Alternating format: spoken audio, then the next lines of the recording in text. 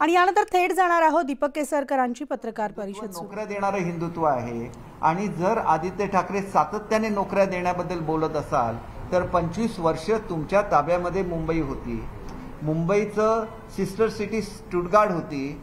मग तुम्हाला तिथं नोकऱ्या आपल्या मराठी लोकांना का देता आल्या नाहीत? आम्ही पहिलं महाराष्ट्र शासन असं आहे महायुतीचं की ज्यांनी 4 लाख मुलांना नोकऱ्या देण्याचा करार केलेला आहे आणि त्यांना पगार किती आहे? इथं 30,000 मिळत असेल तर तिथे 3-3 लाख पगार आहे. संपूर्ण भारताच्या हिस्ट्रीमध्ये पहिल्यांदा होतंय की व्हिजा बरोबर फॅमिली व्हिजा देण्याची व्यवस्था ही फक्त महाराष्ट्रातल्या तरुणांसाठी होते आहे. जर्मनीसारख्या देशामध्ये 6 केंद्र अशी उभारली गेली आहेत की ज्याच्यामध्ये त्याला महाराष्ट्राची वेलकम केंद्र असं म्हटलं जाणार आहे आणि त्याला 50 मिलियन युरोज हे सँक्शन केलेले आहेत. मग तुम्ही नोकऱ्यांबद्दल बोलता आणि केवळ गुजरातबद्दल बोलता. मग तुमच्याकडे विजन नाही आहे का? इथं तर तुम्ही म्हणता की मला पंतप्रधान व्हायचं आहे. मग पंतप्रधान व्हायला विजन लागते. जी विजन मोदी साहेबांकडे आहे ती विजन नाही. साधं तुम्हाला नोकऱ्या संदर्भात काय चाललेलं हे माहिती नाही. मुंबईमध्ये ते जे तुम्ही करू शकला नाही ते महायुतीने केलेलं आहे हे तुम्ही लोकांना सांगत नाही.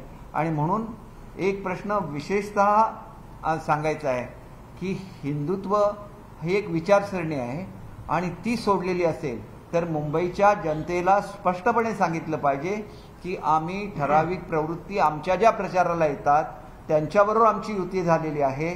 पुढच्या काळामध्ये त्यांच्या ताब्यात मुंबई गेली तरी त्याला आमचा आक्षेप नाही हे स्पष्टपणे मुंबईकरांशी बोला आणि नंतर मुंबईकरांची मतं मागा असं मला स्पष्ट सांगायचं आहे. ज्याला आपण म्हणतो मुंबई नाव का मुंबादेवी वरून मुंबईचं नाव पडलेलं आहे. महालक्ष्मीचा आशीर्वाद आहे म्हणून एवढं मोठं शहर झालेलं आहे. सिद्धिविनायकासाठी लाखो लोक येतात. 25 वर्षामध्ये तुम्ही या तिन्ही देवस्थानांसाठी काय केलं याचं उत्तर तुम्ही मुंबईकरांना दिलं पाहिजे. नाहीतर याचे विकास आराखडे नुसते तयार झालेले नाही तर त्याची टेंडर सुद्धा अनेक प्रकल्पाची निघालेली आहे. बाणगंगाचं निघालेलं आहे. आणि मग मुंबईचं नाव घ्यायचं, मुंबईकरांची मतं घ्यायची. मुंबईकरांची मतं घेताना मराठी माणसाचा उल्लेख करायचा.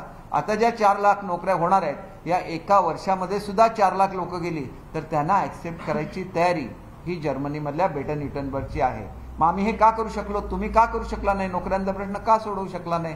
एवढ्या मोठ्या प्रमाणात गुंतवणूक येते हे काल तुम्हाला स्वतः उद्योग मंत्र्यांनी सांगितलं. या नोकऱ्या तरी तयार व्हायला आणि 2 वर्ष लागतील कारण त्या फॅक्टऱ्या तयार व्हायला लागतील. परंतु या तर नोकऱ्या सध्या सुरू झालेल्या आहेत. सध्या मुलांचं ट्रेनिंग सुरू झालेलं आहे. काय करायचंय? त्यांना फक्त जर्मन लँग्वेज शिकवायची आहे आणि त्यांना पाठवायचं आहे.